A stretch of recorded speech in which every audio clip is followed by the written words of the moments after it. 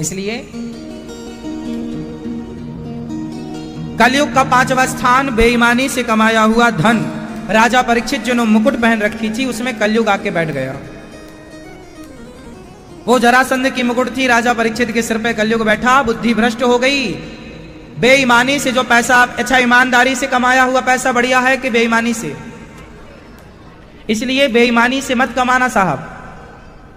बेईमानी से पैसा कमाओगे, धन्ना सेठ तो हो जाओगे, पर वो पैसा तुम्हें सुख शांति नहीं देगा।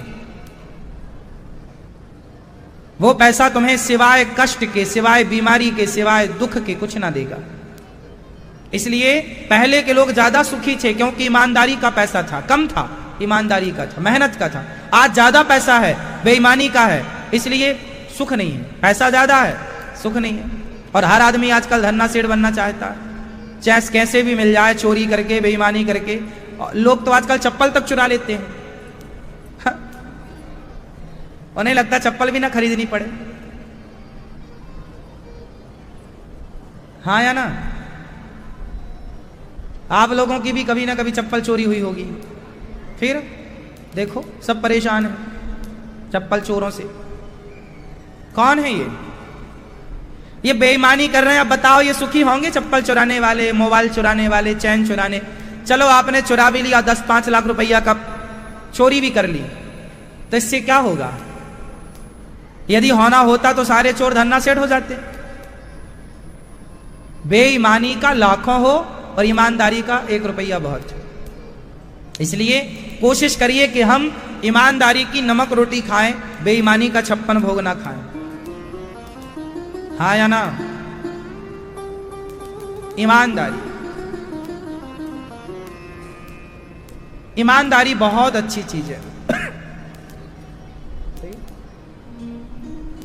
बेईमानी से बचो, ईमानदारी की ओर बढ़ो।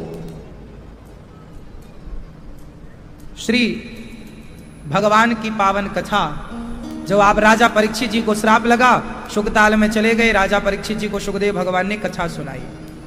7 दिन में मरने का श्राप लगा, तब उन्हें भागवत सुनवाई गई। सच्चिदानंद रूपाय विश्वोत्पत्त्यादि हेतवे तापत्रय विनाशाय श्री कृष्णाय वयं नुमः। सच्चित आनंद बराबर सच्चिदानंद।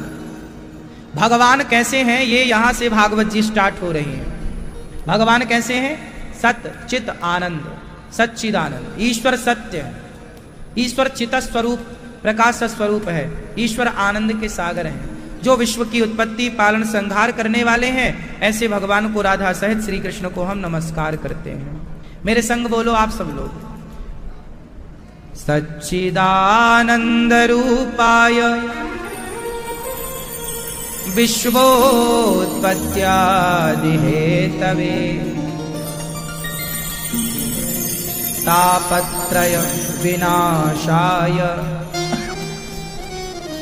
श्री कृष्णाय वयं नुमः। यं प्रव्रजन्तमनुपेतमपेत कृत्यं द्वैपायनो विरह कातर आजुहाव पुत्रेति तन्मयतया तरवो विनेदुस् तं सर्वभूत हृदयं मुनिमानतोऽस्मि। सुखदेव भगवान का जन्म हुआ, जन्म लेते ही निकल पड़े सन्यास लेने के लिए। सुखदेव भगवान का जन्म भी बड़ा अद्भुत। सुखदेव भगवान कौन है? शुक, तोता। सुखदेव भगवान 12 वर्ष तक अपनी मां के पेट में थे। शंकर जी से कथा पहले सुन लिए थे, अमर कथा। और वही 12 साल बाद जब अपनी मां के पेट से बाहर आए, व्यास जी की पत्नी के गर्भ से, तो जन्म लेते ही सन्यास लेने चल पड़े। अच्छा, सन्यास लेना चाहिए कि नहीं? नहीं? कितने आश्रम होते हैं आप बताओ? 4। कौन कौन से? 4 चौके 16।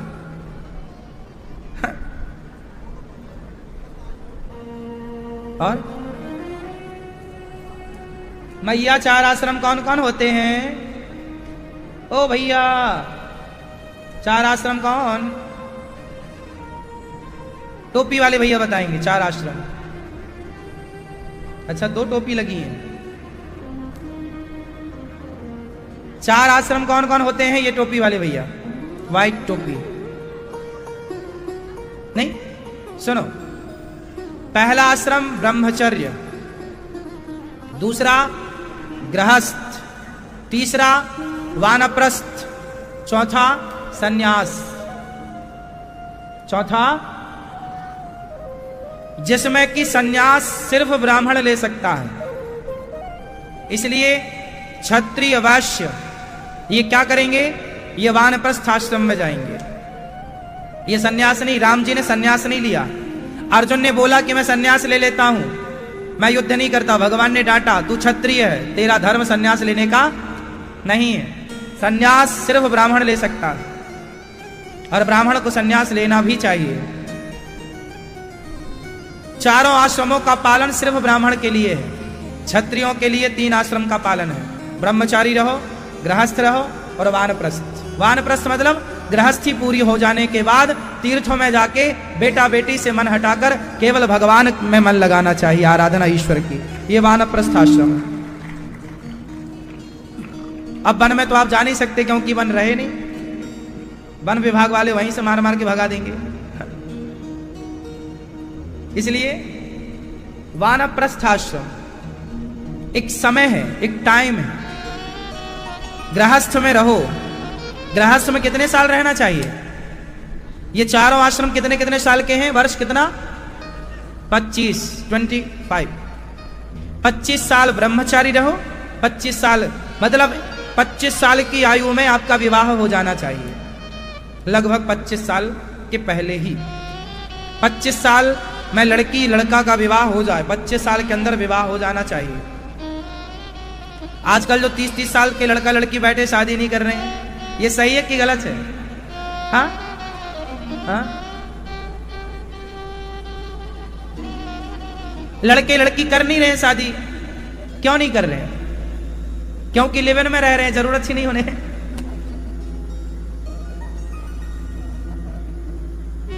जरूरत ही नहीं। और लिव इन में रहेंगे तो चरित्रहीन हो जाएंगे, और जब चरित्रहीन होंगे तो तुम्हारी संतान भी चरित्रहीन होगी, और ऐसे चरित्रहीनों से समाज की व्यवस्था बिगड़ जाएगी, अराजकता फैल जाएगी, वर्ण संकरता फैल जाएगी। और फैल गई। मनमाना आचरण यदि आप करते हैं तो उसका परिणाम बहुत बाद में देखने को मिलता है। अभी तो सब हरा हरा है, सब बढ़िया है, परिणाम बाद में आएंगे। आपकी मनमानी का भुगतान आपको ही भोगना पड़ेगा और समाज को भी भोगना पड़ता है, क्योंकि दुर्योधन की मनमानी का परिणाम पूरे समाज को, उस पूरे देश को भोगना पड़ा। दुर्योधन की मनमानी का खामियाजा, हाँ या ना? दुर्योधन को भगवान कृष्ण गए समझाने, मान जा, युद्ध के चक्कर में ना पड़, महाभारत नहीं, मैं तो लड़ूंगा। लड़ा, बड़ा शौक था उसको लड़ने का, सत्यानाश हो गया। माना ही नहीं भगवान की बात, शांति दूत बनकर गए थे भगवान श्री कृष्ण समझाने, मान जा मान जा मान जा। इसलिए जब कोई आपका गुरु, जब कोई आपके माता पिता समझाए, बड़े बुजुर्ग समझाए, समझ लो, वरना बड़ों की बात ना मानने से सत्यानाश ही होता है। उदाहरण दुर्योधन का है। पितामह ने समझाया, गुरु द्रोणाचार्य ने समझाया, भगवान कृष्ण ने समझाया, विदुर जी ने समझाया, किसी की बात नहीं मानी। रावण को भी सबने समझाया, मान जा। अंगद जी ने, हनुमान जी ने, मंदोदरी ने, माल्यवंत ने, विभीषण ने, सबने समझाया, कोई नहीं माना। और जहां मनमानी होती है परिणाम बुरा होता। मनमाना आचरण नहीं चलता साहब। इसलिए भागवत में 18,000 श्लोक हैं। कितने श्लोक हैं भागवत जी में? 18,000। आप सबको आवाज बराबर मिल रही है? आवाज आ रही है, हाँ या ना?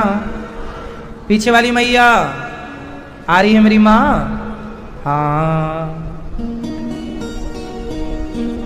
तो करना क्या है हमें? केवल मन को निर्मल करना है, और मन निर्मल कहां से होगा? भागवत से। इसलिए आप कथा सुनने आए हैं। अब देखिए, भागवत जी में 18,000 श्लोक है, 335 अध्याय हैं, 12 स्कंध है। भागवत में संवाद किसका है? परीक्षित जी और सुखदेव भगवान। आप परीक्षित जी को जानते हैं? भगवान कृष्ण को जानते हैं? भगवान श्री कृष्ण की बहन है एक, क्या नाम है उनका? हाँ, बताते चलिएगा और पास कर देना। भगवान श्री कृष्ण की बहन कौन? माता सुभद्रा। सुभद्रा के एक बेटे हैं, सुभद्रा माँ के एक बेटे हैं, नाम क्या है? हाँ, अभिमन्यु। अभिमन्यु, अभिमन्यु के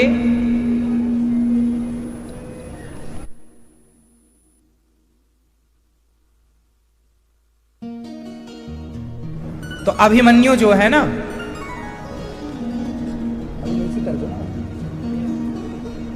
अभिमन्यु की पत्नी का नाम क्या है? अभिमन्यु की पत्नी का नाम उत्तरा। अभिमन्यु महाभारत में मारे जा चुके थे, चक्रव्यूह में उन्हें मार दिया गया था। जब अभिमन्यु मारे गए तो अभिमन्यु की पत्नी उस समय गर्भवती थी, और अभिमन्यु की पत्नी से जो बालक उत्पन्न हुआ, उस बालक ने जन्म लेते हुए परीक्षण किया चारों ओर, क्योंकि अभिमन्यु जब गर्भ में, अभिमन्यु के बालक परीक्षित जब गर्भ में थे मां के, तो अश्वत्थामा ने उन्हें मारने के लिए ब्रह्मास्त्र चला दिया था। क्या चला दिया था? ब्रह्मास्त्र। तो ब्रह्मास्त्र से उनकी रक्षा भगवान कृष्ण ने की थी, भगवान श्री कृष्ण ने उनकी रक्षा की। तो पेट में ही उन्होंने भगवान का दर्शन कर लिया था, क्योंकि रक्षा करने भगवान गर्भ में गए। तो अभिमन्यु पुत्र परीक्षित जी पेट में ही भगवान का दर्शन। तो जब उनका जन्म हुआ तो वो भगवान को ढूंढने लगे कि कहां गए वो जो पेट में दिखे थे मां के। तो जन्म लेते ही परीक्षण करने लग गए, इसलिए उनका नाम पड़ा परीक्षित। उनका नाम परीक्षित क्यों पड़ा? क्योंकि जन्म लेते ही उन्होंने क्या किया? परीक्षण किया, परीक्षण किया। जन्म लेते ही ढूंढने लग गए। इसको जहां की तहां नीचे रखो, है ना? तो भगवान तुरंत हटा दो।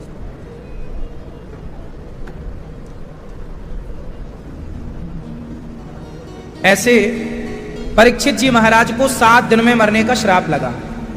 इन्हें 7 दिन में मरने का क्या लगा? श्राप। किसने दिया? परीक्षित जी को 7 दिन में मरने का श्राप किसने दिया? एक ऋषि ने, उनका नाम था श्रृंगी। क्यों दिया? क्योंकि परीक्षित जी ने एक संत जी के गले में मरा हुआ सांप डाल दिया। अब ये बताओ, किसी के गले में आप सांप डालेंगे, ये सही है? सही है? मरा हुआ सांप जब गले में डाला गया तो श्रृंगी जी उस समय 8 साल के थे, 8-10 साल के। उनके पिता के गले में सांप डाला गया, जो शमीक उनका नाम था। जिनके गले में सांप डाला गया वो थे शमीक। शमीक के पुत्र श्रृंगी। श्रृंगी जी को पता लगा कि परीक्षित जैसे राजा ने मेरे पिता का अपमान किया, गले में मरा हुआ सांप डाला। तो उन्होंने श्राप दे दिया कि तुमने सांप डाला है मेरे पिता के गले में, इसलिए सांप के डसने से ही तुम्हारी मृत्यु होगी।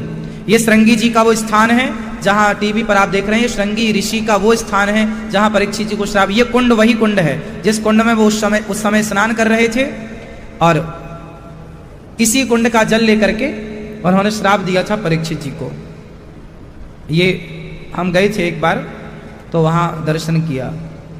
तो शमीक जी के पुत्र श्रृंगी ऋषि ने श्राप दिया, इति लंघित मर्यादम तक्षकः सप्तमे हरे।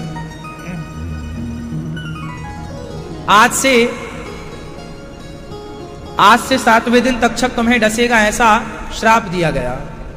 हे परीक्षित, आज से 7वें दिन, आज से 7वें दिन तुम्हारी मृत्यु हो जाएगी। अब ये बताओ, राजा परीक्षित जी ने आखिर सांप मरा हुआ डाला क्यों गले में? प्रश्न तो ये खड़ा हुआ। तो बात ये थी कि राजा परीक्षित ने कलयुग को रहने के स्थान दिए थे। राजा परीक्षित ने कलयुग को रहने के क्या दिए थे? स्थान। तो 4 स्थान दिए थे। तो कलयुग 4 स्थानों में संतुष्ट नहीं हुआ, उसने कहा हमें 5वां स्थान भी चाहिए। कलयुग कहां कहां रहता है? आप में से किस किस को पता है ये बात? मैया,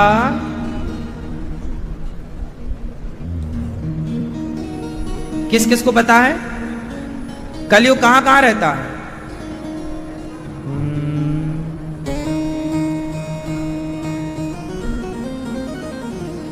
द्यूतं पानं स्त्रियः सूना यत्रा धर्मश्चतुर्विधा। कलयुग का पहला ठिकाना है द्यूतम, जुआ। क्या है? जुआ। आप लोग खेलते हैं जुआ? भैया, कलयुग का पहला ठिकाना क्या है? आप लोग जुआ खेलते हैं? सही। और मोबाइल वाला, ऐप वाला, जंगली रमी इत्यादि आप खेलते हैं? अच्छे जुआड़ी हो? अब नहीं।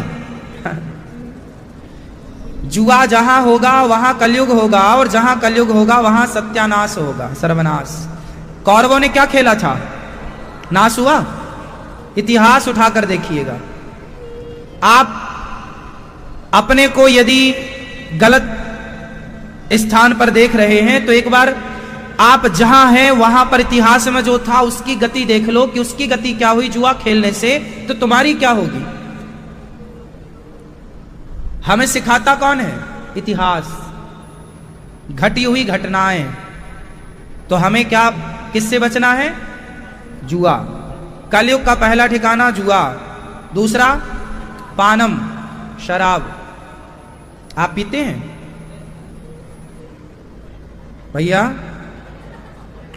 कभी नहीं, कभी कभी पी लेते हैं। कितनी पीते हो? 1 पैक, 2 पैक, 4 पैक? कभी कभी कितनी? हाँ बताओ, कितनी पीते हो? हाँ, थोड़ी बहुत, मतलब नशा नहीं है आपका, कभी कभी पीते हो दोस्ती यारी में। तो जो आपको शराब पिला रहे हैं, आपका बच्चा है, बेटा है, बेटियां हैं, तो बेटियों को भी शराब पिलाते हो? नहीं, क्यों? आजकल तो लड़कियां बहुत पी रही हैं शराब।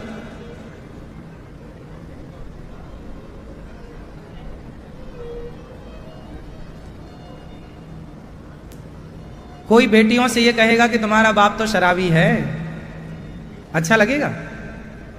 इसलिए बेटियां शराब पीने लग जाएं, बेटे शराब पीने लग जाएं, सही है? गलत है ना? तो आप भी तो किसी के बेटे हो। और जो आप कहते हो ना महाराज जी हम कभी शराब पीते थोड़ी हैं, दोस्ती यारी में कभी कभी पी लेते हैं। जो आपको शराब पिलाएं वो दोस्त है ही नहीं, वो तो दुश्मन है आपके जो शराब पिला रहे हैं। दोस्त होते तो शराब पिलाते क्यों? यदि कोई आपका दोस्त है तो वो आपको बुरे रास्ते पे जाने ही क्यों देगा? क्यों? यदि वो आपका दोस्त है तो वो आपको बुरे रास्ते पर क्यों जाने दे? यदि जाने दे रहा है, फोर्स करता कि नहीं जी 1 पैक मार लो, इसका मतलब वो दोस्त नहीं है। वो कौन है? वो दुश्मन है। समस्या ये है कि आज हम लोग ये नहीं पहचान पा रहे हैं कि हमारा दोस्त कौन है और हमारा दुश्मन कौन है। आप इतना भी पहचान लो तो आपका कल्याण हो जाएगा। आज जितने भी बच्चे शराब पी रहे हैं ये दोस्ती यारी में ही तो पी रहे हैं। कोई इनका बाप थोड़ी पिला रहा है इनको शराब, माँ थोड़ी पिला रही है, बहन थोड़ी पिला रही है, इन्हें दोस्त ही तो पिला रहे हैं। और याद रखना, दुर्योधन ने शकुनी से दोस्ती कर ली। दुर्योधन ने शकुनी से दोस्ती की और अर्जुन ने श्री कृष्ण से दोस्ती की। बताओ किसने डुबाया और किसने पार लगाया? आपकी दोस्ती ही आपको पार लगाएगी या आपको डुबाएगी। आपकी दोस्ती जिम्मेदार है आपको पार लगाने में और आपको डुबाने में। अच्छे दोस्त होंगे तो पार, और यदि नालायक मिल गए तो वो तो डूबेंगे आपको भी। तो आप सावधान, मैं तो आपके हित की बोल रहा हूं। मान लो तो आपका, ना मानो तो आपका। तो कलयुग का पहला ठिकाना जुआ, दूसरा मैया सुन रही हो ना मां, आवाज आ रही है क्या? हाँ? कलयुग का पहला जुआ, दूसरा स्थान शराब। शराब ना पीना। एक आदमी मेरे से बोला, महाराज जी आप भी पिया करो। हाँ। हमने कहा हम तो पीते ही है। बोले कौन सी वाली? हमने कहा तुम्हारी वाली कितने घंटे चढ़ती है? बोले हमारी वाली तो आप पियोगे 12 घंटे उतारी नहीं उतरेगी। हमने कहा तुम्हारी वाली तो बस 12 घंटे में उतर जाएगी, पर हमारी वाली पी लोगे ना तो एक बार चढ़ाने के बाद जन्म जन्म तक ना उतरेगी साहब। जब तक सांस है तब तक तो गारंटी है। बोले कौन सी है? हमने कहा जाम पर जाम पीने से क्या फायदा, रात बीती उतर जाएगी। हरि नाम का जाम पी ले बंदे, तेरी जिंदगी सुधर जाएगी। पीना है तो कृष्ण नाम का प्याला, राम नाम का प्याला, है ना? संत लोग क्या पीते हैं? भगवान नाम का प्याला, राम नाम का प्याला। और आप लोग मदिरा पीते हो। जो स्वाद भगवान के भजन में है, भगवान के नाम में है, भगवान की कथा में है। अब देखो यहां 3 घंटे देखो, कोई 500 किलोमीटर दूर से आया है, कोई 1000 किलोमीटर दूर से। जितने लोग बैठे हैं, कोई 200 किलोमीटर दूर से है, कोई 1000 किलोमीटर दूर से है, कोई 500 किलोमीटर दूर से है, कोई 2-2 हजार किलोमीटर दूर से भी आए हैं। जानते हो काहे के लिए? ये 3 घंटे डूब जाते हैं नशे में। कौन से नशा में? कथा का नशा है इन्हें, भगवान के धाम का नशा है इन्हें, भगवान के नाम का नशा है इन्हें। ये नशा देखो 3 घंटे डुबा देता। कोई नुकसान नहीं है इसका, साइड इफेक्ट कुछ भी नहीं। जबकि शराब पीने वालों का घर देख लो, पत्नी का मंगलसूत्र बेच बेच के पी गए शराब, शराबी लोग। हाँ या ना? इसलिए द्यूतम पानम स्त्रियः, स्त्रियः मीन्स चरित्रहीनता। चरित्रहीनता सबसे बुरी है। स्त्री चरित्रहीन ना हो और पुरुष चरित्रहीन ना हो। यदि कोई चरित्रहीन हुआ तो उसका सर्वनाश निश्चित है। रावण क्या हो गया? चरित्रहीन हो गया, नाश हुआ। सोने की लंका थी, उसके जैसा पावर किसका होगा? ब्रह्मा से डायरेक्ट बात करता था। ब्रह्मा वेद पढ़ाने लंका में आते थे। देवता तो उसके कुर्सी के नीचे थे, शनि को तो उसने पांव के नीचे दबा रखा था। हाँ या ना? जो शनि महाराज तुम्हारी खटिया खड़ी कर देते हैं वो उसकी खटिया के नीचे थे। ऐसा पावरफुल रावण। कर जोरे सुर दिसिप विनीता, भ्रकुटी बिलोकत सकल सभीता।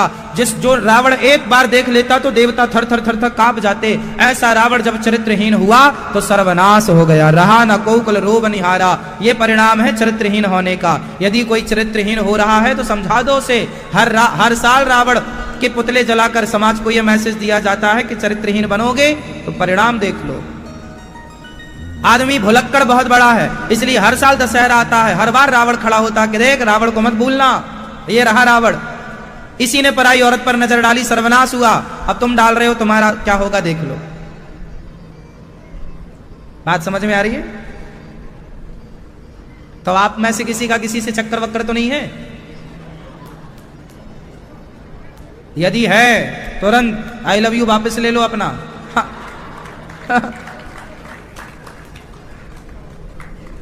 वरना सत्यानाश की राह पर हो आप। इसका कोई ऑप्शन नहीं है ना दूसरा कि सत्यानाश ना हो महाराज कुछ कम में काम चलेगा। नहीं नहीं, सत्यानाश ही काम होगा।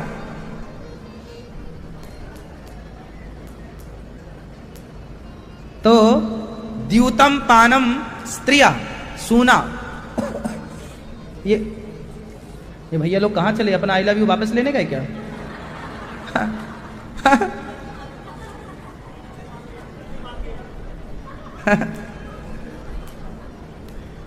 स्त्रियः सूना।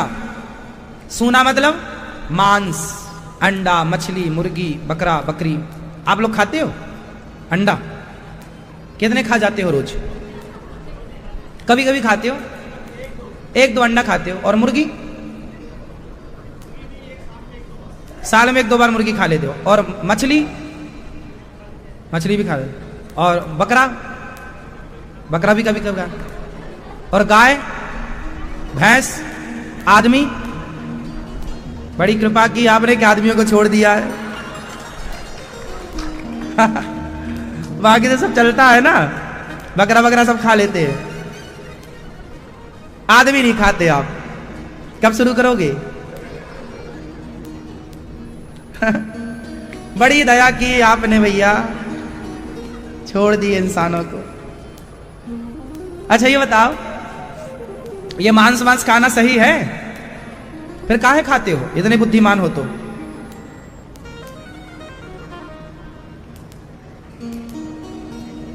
अंडा क्या है? आप बताओ, अंडा क्या है? अंडा है मुर्गी का गर्भ, शिशु है उसका बच्चा जो अभी पूरा विकसित नहीं हुआ, वो भ्रूण है, गर्भ। क्या है वो? एक मुर्गी का एक बच्चा है, वो गर्भ है उसका। अब आपसे सवाल करूं कि आप किसी का गर्भ खा रहे हैं, सही है? तो क्यों खाते हो? जब गलत बात है, पता है, क्यों खाते हो? अब नहीं खाना।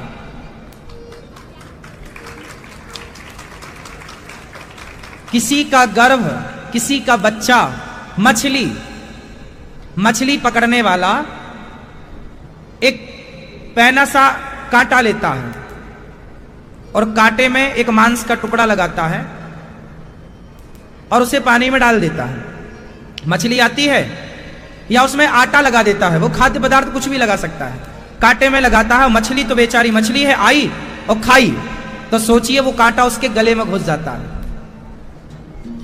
और फिर उसे पकड़ के वो आदमी उस कांटे को, कई लोग तो कांटा घुसे रहने देते हैं और पानी में उस मछली को तड़पने देते हैं, घंटों वो मछली तड़पती है। हाँ या ना? अब वो मछली जब, जिसके गर्दन में ये कांटा चुभा है, और वो पानी में ना वो मर पा रही है और ना वो जी पा रही है, अब वो क्या प्रार्थना करती होगी मन से विधाता से, हे विधाता इतना दर्द क्यों दिया? ये दर्द है या नहीं? देखो, किसी को मारना है तो एक बार में मार दो, पर ये तो तड़पा तड़पा के मारना हुआ। हाँ या ना? अब बताओ, वो इतना तड़पी अपने जीवन के लिए और आप उस मछली को खाए, तो कौन से स्वर्ग में जाओगे आप? कौन सा पुण्य हुआ आपसे? क्या आपके पास रोटियां नहीं थी, चावल नहीं था, बादाम नहीं थी, फल नहीं थे, क्या नहीं था? ऑप्शन में है ना ये सब। गेहूं को आप खाइए, गेहूं तो बना ही हमारे लिए, चावल खाइए, बादाम खाइए, फल खाइए, ये बना ही हमारे लिए। कुछ लोग कहते हैं कि इसमें भी तो जान होती है। अच्छा भाई, गेहूं जो होता है उसमें जब किसान की फसल, गेहूं की फसल पक जाती है, उस पौधे की डेथ हो जाती है खेत में। समझना, कोई भी फसल जब किसान देखता है कि पौधे की डेथ हो गई, नेचुरल डेथ होती है, मीन सूख जाता है पौधा, तब ना किसान काटता है। फसल पक गई, विचार करो, फसल क्या हो गई? जोर से, पक गई। पक गई मीन्स नेचुरल डेथ हो गई। हाँ या ना? धान पक गई मतलब वो, उसका हरापन खत्म हो गया और वो डेथ हो गई ना उसकी। अब किसान क्या करेगा? काटेगा। ऐसी गेहूं है, ऐसी दालें हैं, सब नेचुरल डेथ होती है तब किसान फसल काटता है। बोलो हाँ। लेकिन बकरा आप खाते हैं, मछली खाते हैं, तो क्या वो नेचुरल डेथ है? उत्तर दो, नहीं है, उसे मारा गया है। जबकि गेहूं के अंदर जान है, वो हमारे प्राणों की रक्षा के लिए ईश्वर ने बनाया है। वो तड़पता नहीं, वो चीखता नहीं, चिल्लाता नहीं, वो हमारे लिए ही। जैसे शेर मांस खाए तो जायज है उसके लिए, वो जानवर है। कुत्ता मांस खाए जायज है उसके लिए, बिल्ली मांस खाए जाए, वो जानवर है। आप जानवर हैं क्या? आप इंसान हैं। बिल्ली, अब आप कहो जी बिल्ली तो चूहा खाती है, तो आप बिल्ली हो क्या? कुत्ता तो सब खाता, आप कुत्ता हो क्या? भाई सबके अपने अपने बनाया ना विधाता ने। सुअर क्या खाता है? गंदगी खाता है। सुअर मांस नहीं खाता, समझो। सुअर को ईश्वर ने क्या खाने के लिए बनाया है? गंदगी। कुत्ता बिल्ली क्या खाते हैं? मां। गाय क्या खाती है? चारा। मतलब हर जीव का ईश्वर ने तय कर रखा है ना विधान कि तुम्हें क्या खाना है, और वही खाता है। आप गाय को मछली परोसिए, गाय नहीं खाएगी। आप सुअर को मछली डालो, सुअर नहीं खाएगा। हाँ या ना? हाँ या ना? फिर जब ये लोग जानवर होकर अपना धर्म नहीं बदलते खाने पीने का, तो तुम इंसान होकर अपना धर्म क्यों बदल रहे हो खाने पीने का? तुम्हारे लिए दाल चावल सब्जी रोटी बनी है, फल बने, 56 भोग बना है तुम्हारे लिए। क्या बना है? क्या बना है? 56। अब आप कहोगे जी लंदन के लोग तो खाते हैं, अमेरिका के लोग, जापान के, पेरिस, चाइना के लोग खाते। अरे वो चाइनीज हैं, वो वहां के हैं, वो भारतीय नहीं है। हमारा कल्चर, हमारी संस्कृति शुद्ध शाकाहार की संस्कृति। आप ही बताइए कौन सी संस्कृति श्रेष्ठ है, मांसाहार की या शाकाहार की? शाकाहार वही करता है जो बुद्धिमान होता है, मांसाहार वो करता है जो मूर्ख होता है, क्योंकि मांस मूर्खता से मिलता है। शाकाहार के लिए विवेक चाहिए। गेहूं बोया जाएगा, विधिवत उसकी कटाई होगी, किसान बुद्धिमान है। हम नहीं बो सकते खेत में, बोओगे तुमसे होगा, उसका पहले नॉलेज होता है। जबकि मांसाहार तो मार दो किसी को, चुपके से खा लो। भाई मांसाहार जानवरों के लिए है, और जो मांसाहार करता है वो इंसान की श्रेणी में नहीं है, भले 2 हाथ पांव वाला है, जानवर की श्रेणी में है। आप बताइए मांसाहारी को आप जानवर मानते हैं या इंसान मानते हैं? इंसान के रूप में वो शैतान है। रावण कोई राक्षसों टाइप का थोड़ी था, उसके भी 2 हाथ 2 पांव थे। 10 सिर का मींस, 10 सिर का मतलब है कि 10 विचार वाला था रावण, 10 प्रकार की बात करता था रावण, इसलिए 10 सिर। लेकिन उसके कर्म राक्षसों जैसे थे, इसलिए समाज उसे राक्षस कहती है। रावण के कर्म कैसे थे? जोर से, राक्षसों जैसे, इसलिए लोग क्या कहते हैं? राक्षस। आप क्या हैं? आप क्या हैं? इंसान। तो इंसान कौन है? जिसके अंदर इंसान के लक्षण हो। मैया सुन लो मेरी मां, तो कलयुग का पहला जुआ, शराब, चरित्रहीनता, मांस, 5वां स्थान राजा परीक्षित ने कलयुग को दिया। तो आज से कितने लोग मांस नहीं खाएंगे? हाथ उठा लो। आप खाते हो मांस? अब नहीं खाना अब। हाँ ये भैया पक्के हमें चेला मिल गए, अब नहीं खाएंगे। ये अच्छे विद्यार्थी हैं, सीख गए। देखो अभी घंटा भर नहीं हुआ, और इतनी बड़ी जिंदगी में जो बदलाव ना हुआ वो कथा से घंटे भर में ही हो गया। ये है कथा का प्रभाव। लोग कहते हैं ना कथा क्यों सुननी चाहिए? इसलिए सुननी चाहिए कि हर व्यक्ति कुसंग से निकलकर अच्छे राह पर आता, क्योंकि बिना सत्संग के आपका कुसंग मिटेगा ही नहीं। बिना दिया जलाए अंधकार मिटेगा ही नहीं, बिना सूर्य के अंधकार मिट ही नहीं सकता। अंधकार मिटाने का कोई और ऑप्शन हो तो बताओ? बिना सत्संग के कुसंग नहीं मिटेगा। आजकल के बच्चों को कुसंग मिल गया, सत्संग नहीं मिला, इसलिए बच्चे बर्बाद हैं। कुसंग हर गली मोहल्ले में है, सत्संग कहीं नहीं है तो बच्चे सुनते नहीं है। हाँ या ना? हाँ। अच्छा ये बताओ, आप कितने लोग स्वतंत्र होना चाहते हैं? किसी का कोई दबाव नहीं, कोई बंधन नहीं। कितने लोग स्वतंत्र होना चाहते हैं? हाथ उठाओ। जो स्वतंत्र होना चाहे वो हाथ उठाए।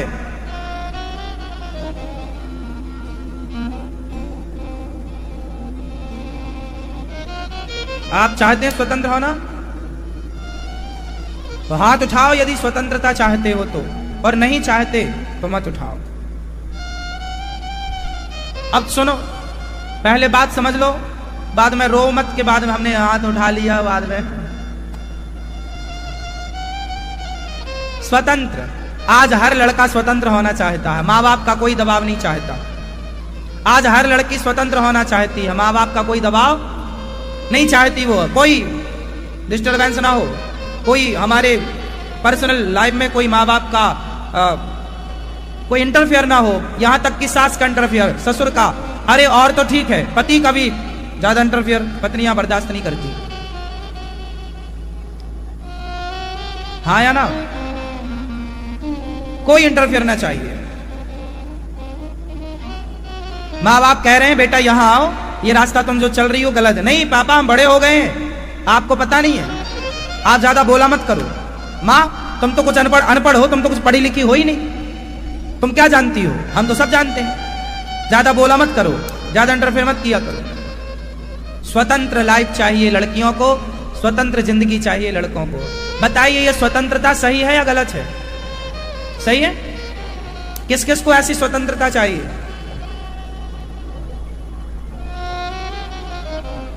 तो सुनो, रावण स्वतंत्र था या राम स्वतंत्र थे? कौन कौन स्वतंत्र था? आप बताओ। राम और रावण में स्वतंत्र कौन था? कौन? जोर से। रावण स्वतंत्र था।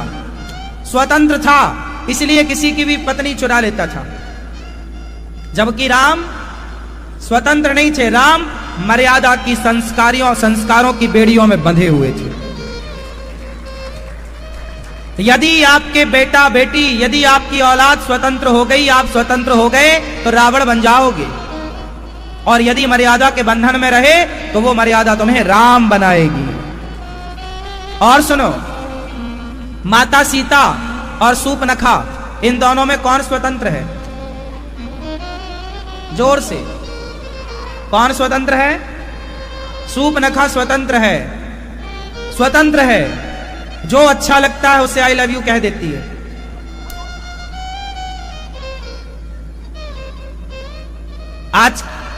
आज स्वतंत्रता लोग चाहते हैं। एक लड़की के 4-4 बॉयफ्रेंड हैं,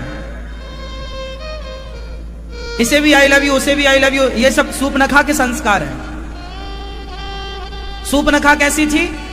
स्वतंत्र थी। और माता सीता मर्यादा के और संस्कारों की बेड़ियों में बंधी थी। जो नारी मर्यादा और संस्कारों की बेड़ियों में बंधी होगी, वो नारी सीता बनके निखरेगी, सामने समाज में निखरेगी, निखर जाएगी। क्या बनकर? सीता की तरह पहचान पाएगी। और जो मनमाना आचरण करेगी वो सूर्पनखा। इसलिए स्वतंत्र, मर्यादा में रहो, बंधन में रहो। किसी चीज की खाने की स्वतंत्रता आपको मिल गई तो आपने मांसाहार शुरू कर दिया। स्वतंत्रता खाने की नहीं है। क्या खाओ? प्रसाद पाओ, भोग लगा के खाओ, वो खाओ जो खाने योग्य है। आज खाने की स्वतंत्रता के नाम पर ही तो सब खा रहे हैं आप। और सुनो, स्वतंत्रता, आजकल की स्वतंत्रता ने लड़का लड़कियों को लिव इन में रहना सिखा दिया। ये लिव इन का कल्चर क्या है? स्वतंत्रता का ही तो परिणाम है, जो मन में आया कर रहे हैं। ये लिव इन में तो हमारे यहां पहले से कुत्ता बिल्ली रहते आए हैं, हाँ या ना? कुत्ता बिल्ली कैसे रहते हैं? कुत्ता बिल्ली कैसे रहते हैं बताओ, क्या कहोगे आप? आज इसके संग, आज इस बिल्ली के साथ, आज उस कुत्ता है उसके साथ, उसके साथ घूम रहा है। बताओ क्या है? यही कल्चर इंसान अपना रहा है। जानवरों का कल्चर इंसान अपना रहा है। सोचिए, इतना गिर गया आज का इंसान, जबकि इंसान इतना श्रेष्ठ था कि माता अनसुईया के पास आए भगवान नारायण, भगवान विष्णु, ब्रह्मा और शिव, और माता अनसुईया से बोले जरा हमें भिक्षा दे दो। माँ ने कहा लो। बोले नहीं, आप सारे कपड़े उतार दो अपने। जब आप बिल्कुल निर्वस्त्र हो जाओगी, सारे कपड़े उतार दोगी, तब हम आपके हाथ से भिक्षा लेंगे। माता अनसुईया बोली कि यदि मैं गैर पुरुषों के सामने निर्वस्त्र हुई तो ये मेरा पातिव्रत धर्म नष्ट हो जाएगा। तब माँ ने कहा अच्छा मैं अभी आई, हाथ में जल लेकर कहा हे विधाता, यदि मैं अपने पति के सिवा पराये पुरुष को स्वप्न में भी नहीं देखती, गलत विचारों से, गलत भावों से, तो ये तीनों जो हैं ये बच्चे बन जाएं। तीनों के ऊपर जल छिड़का, ब्रह्मा विष्णु महेश बच्चे बन गए। माता ने अपना दूध पिलाया। ये एक नारी का धर्म था, पतिव्रता नारी। अब बताइए, जो नारी ब्रह्मा विष्णु महेश को जल छोड़ करके बच्चा बना ले, इतना पावर पातिव्रत धर्म का। किसका पावर? जोर से, पातिव्रत धर्म, पतिव्रता। अब बताओ, जो लिव इन में रहने वाली लड़की 4-4 पुरुषों को आई लव यू कहने वाली, अब ये पतिव्रता बनेगी? ये काहे की पतिव्रता? ये आचरण पतिव्रता का नहीं, ये आचरण तो वैश्याओं का है। आज आप स्वतंत्रता के नाम में क्या बन रहे हैं? हमारी संस्कृति आपको पतिव्रता बनाती थी। पतिव्रता का चरित्र उठाकर, एक पतिव्रता का नाम सुना होगा, सावित्री, जो पति को यमराज के पास से ले आई। चल यमराज मेरे पति को मेरी आज्ञा के बिना आप छू नहीं सकते। ले गए तो वो ले आई कितनी। और तो सुनो, लंका में मेघनाथ था। मेघनाथ की पत्नी का नाम क्या था? सती सिलोचना। मेघनाथ का सिर कट गया था। कटे हुए सिर को हंसाया बंदरों ने, मजाक कर दिया। बड़ी पतिव्रता बनी घूम रही। यदि तू सच्ची पतिव्रता है तो मेघनाथ का सिर हंस के दिखाए तो हम जाने। मेघनाथ का कटा, लक्ष्मण जी ने बाण मारा ना तो मेघनाथ का सिर कट गया था और हाथ जाके सिलोचना के पास गिरा था। तो सिर रामादल में ही था, उस युद्ध स्थान पर ही था। तब सिलोचना आई थी अपने पति का सिर लेने के लिए। तब बंदर भालुओं ने यूं ही कह दिया कि तू बड़ी पतिव्रता है तो जरा इसका सिर हंसा के दिखा। तब सिलोचना तो सामान्य थी नहीं। जितना पावर लक्ष्मण जी की पत्नी माता उर्मिला में था उतना ही पावर माता सिलोचना में था। बस फर्क इतना था कि सिलोचना भी पतिव्रता नारी थी और उर्मिला माता भी पतिव्रता नारी थी। फर्क इतना था कि मेघनाथ गलत का साथ दे रहा था और लक्ष्मण जी सत्य का साथ दे रहे थे। इसलिए उर्मिला का पातिव्रत जीत गया और सिलोचना का पातिव्रत हार गया। दोनों पतिव्रता, दोनों को तराजू में आप रखेंगे तो दोनों का पलड़ा बराबर होगा। कोई एक रत्ती कम नहीं थी और कोई एक रत्ती ज्यादा नहीं थी। ये सिलोचना कौन है?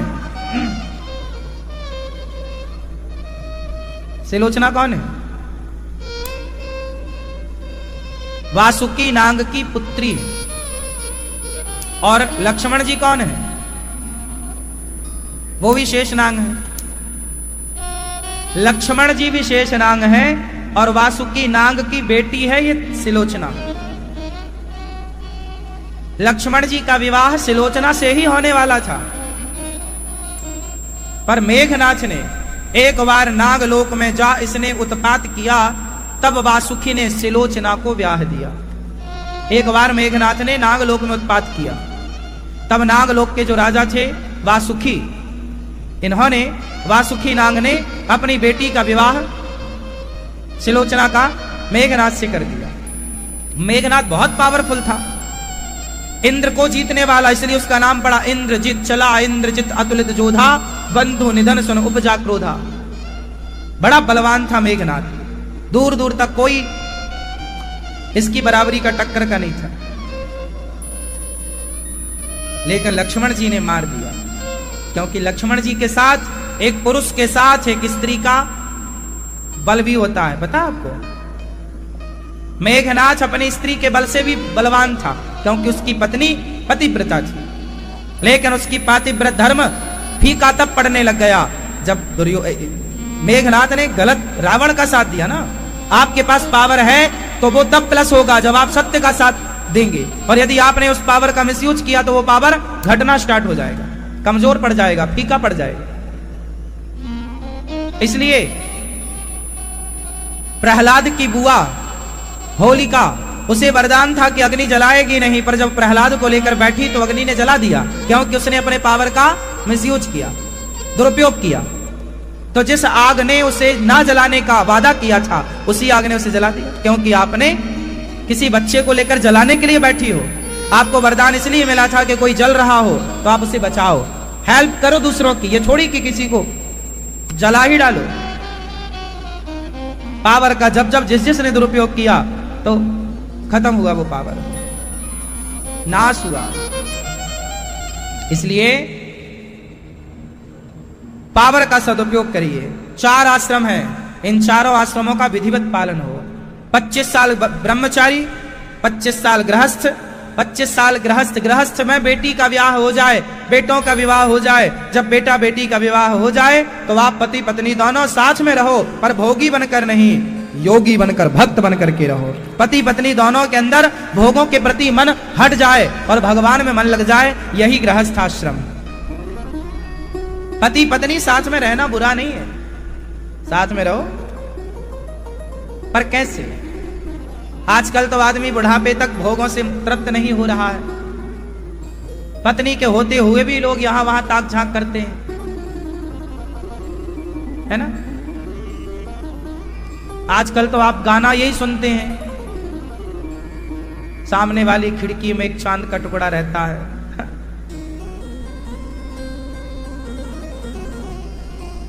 पुराने लोग सुनते तो थे।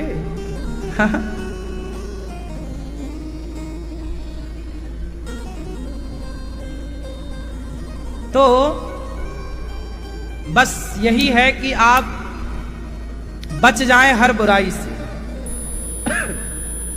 समाज में इतनी बुराइयां हैं कि आप जरा सा ढील देंगे अपने आप को तो आपका मन आपको बुरा बना देगा। इसलिए मन को ढीला मत छोड़ो, मन को कस के रखो। ए मन, कहां जा रहा है? कंट्रोल। मन को समझाओ, मन के हारे हार है, मन के जीते जीत। मन ही मिलावत राम से, मन ही करत फजीत। मैया, ओ पंचायती मैया, कर लो मेरी मां पंचायत। तो मन के हारे हार है और मन के जीते, पूरा खेल किसका है? इसलिए अपने मन को पकड़ के रखो। Control, controlling power. वो ड्राइवर अच्छा होता है जो गाड़ी को टाइम पर कंट्रोल कर लेता है दुर्घटना होने से पहले। कंट्रोलिंग पावर नहीं है तो वो ड्राइवर कैसा है? आप ड्राइवर हैं अपने शरीर के, अपने इंद्रियों के। आपके अंदर यदि कंट्रोलिंग पावर नहीं है तो फिर आप कच्चे ड्राइवर हैं। साधु लोग क्या करते हैं? साधु लोग सारी जिंदगी, बहुत सारे संत ब्याह नहीं करते और बिना विवाह के भी वो भगवान की आराधना में। क्यों? आपकी तो पत्नी है होने के बाद भी आप पड़ोसन को देख रहे हैं। आप मतलब जो देख रहे हैं उनके लिए बोल रहे हैं, अपने को मत समझ लीजिएगा। जो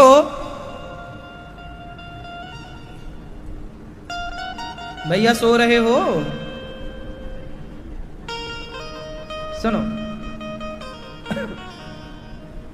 साधु संतों की तो एक भी पत्नी नहीं, वो बिना पत्नी के भी अपने मन को सबसे हटाकर ईश्वर में लगाए और पूरी जिंदगी गुजार भी दी। स्वामी विवेकानंद जी जैसे, तुलसीदास जी, सूरदास जी, तुलसीदास जी का विवाह हुआ, पत्नी ने कह दिया कि जितना प्यारा, अभी नया नया ब्याह था, पत्नी में इतना दिल आ गया था कि वो पत्नी ससुराल मायके चली गई तो तुलसीदास जी भी पीछे चले गए, सांप पकड़ के उसके कमरे में चले गए रस्सी समझ के। पत्नी ने क्या बोल दिया कि जितना प्यार हमसे करते हो इतना भगवान से करते तो कल्याण हो जाता। बस इतनी सी बात थी। इतनी सी बात पर तुलसीदास जी पलट कर कभी देखे नहीं। इतना मन कंट्रोल, ये पावर किसका था? मन का। यदि मन कच्चा होता तो पत्नी 100 जूता मारती तो भी आदमी पत्नी के तलवे चाटता है। पत्नी कड़वे वचन बोलती है तो तुलसीदास जी संत हो गए। आपकी पत्नी ने तो ना जाने कितनी बार बोला होगा, आप तो ना भाई संत। हाँ या ना? क्योंकि तुलसीदास जी का मन उनके कंट्रोल में था और आपका मन आपके कंट्रोल में। आपकी पत्नी आपको डांट देती, चुप बैठा रहे, शांत रहे, फिर भी आप मेरी प्यारी मेरी प्यारी। ठीक भी है, अच्छा है। बेटा अपने बाप की तरफ देखता तक नहीं, अपना कमा रहा है, खा रहा है और बाप रो रहा, महाराज जी हमारा बेटा बात नहीं करता। नहीं करता तो अच्छा ही तो है। अब क्या करोगे बात बेटे से करके? अब बात भगवान से करने का टाइम आया ना। भगवान से कब करोगे? तुम्हारा बेटा बहुत अच्छा भी हो तो बताओ इससे लाभ क्या है? बेटे में मन लगेगा तो तुम्हारी दुर्गति होगी कि सदगति? इसलिए बेटा बेटी में 50 साल के बाद मन ना लगाओ, यही समझदारी है। अच्छे हो बेटे फिर भी मन प्रभु में लगे। लेकिन आप, बेटा डांट रहा है, गालियां दे रहा है, मार रहा है बाप को, फिर भी बेटा बाप बेटे की तरह, पोता पोती की तरफ भाग रहा है। ये क्या है? ये मूर्खता है। यही है मोह। 100 जूते खा के भी आदमी घर पे जूती खाने के लिए पड़ा है। इसके अंदर वैराग्य नहीं हो रहा। क्यों? क्योंकि इसका मन इसके कंट्रोल में, ये पूरा फसाद की जड़ ये मन है। तुम्हारा मन कंट्रोल में नहीं है ना, इसलिए 100 जूते खा के भी तुम वहीं पड़े हो दलदल में। तुम्हारे अंदर वैराग्य हो ही नहीं रहा है। तुलसीदास जी के अंदर तो वैराग्य हुआ, सब छोड़ के चले आए, इतनी सी बात में वैराग्य हो गया। पर आज के व्यक्ति को जूता खा के भी वैराग्य नहीं होता, क्योंकि मन का खेल है। मन पका हुआ होना चाहिए, मन भगवान में लगना चाहिए। और आप लोग ऐसा नहीं है कि मन लगाते नहीं है भगवान में, लगाते बहुत है आप लोग, पर आपका मन थोड़ी देर भगवान में लगेगा, एक मिनट भगवान में लगेगा तो 24 घंटे से आप बस 1 मिनट माइनस कर दो भगवान, बाकी पूरा समय परिवार में। पूरा मन कहां लग रहा है? परिवार में मन लगाना बुरा नहीं है साहब, परिवार में मन लगाओ, काम करो, पैसा कमाओ, बिजनेस करो, व्यापार करो, खूब पैसा कमाना चाहिए।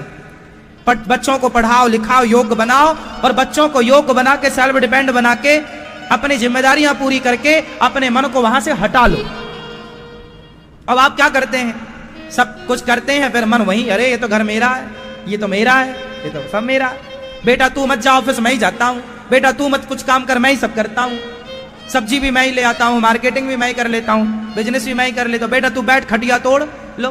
अब बेटा निकम्मा होगा नहीं तो क्या होगा? तुमने उसे कुछ काम ही नहीं करने दिया, समय पर जिम्मेदारी ही नहीं दी, तो निकम्मा हो गया।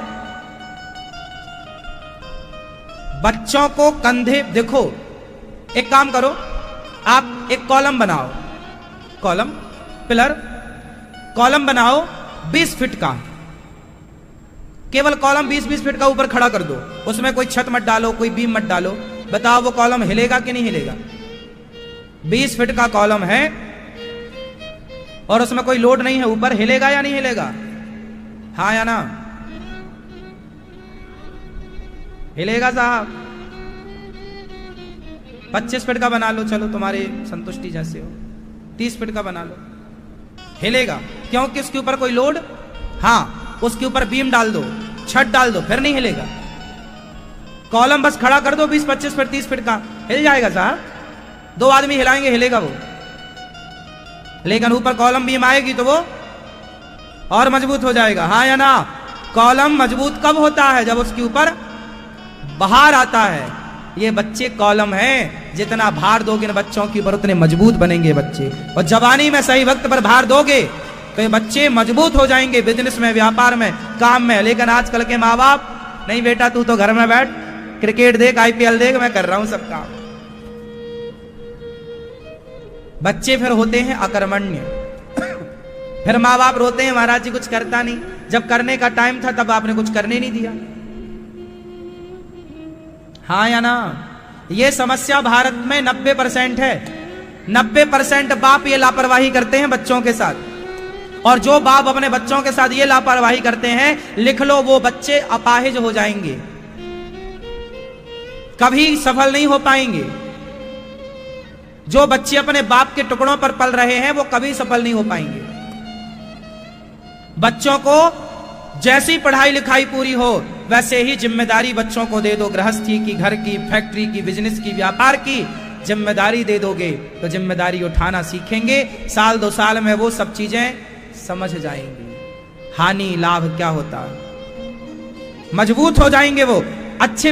एक अच्छा बिजनेसमैन कौन है? एक अच्छा बिजनेसमैन, उसका पढ़ाई लिखाई से कोई लेना देना नहीं है, उस बिजनेस से उसका जीवन का तजुर्बा, अनुभव काम देता है। बताओ बिजनेस में डिग्री काम देती है या तजुर्बा? जोर से। और तजुर्बा 1 महीने में आता है क्या? 1 साल में आता है क्या? अरे तजुर्बा के लिए सालों खपाने पड़ते हैं, एक अच्छे तजुर्बा के लिए, एक अच्छे अनुभव के लिए, हाँ या ना? इसलिए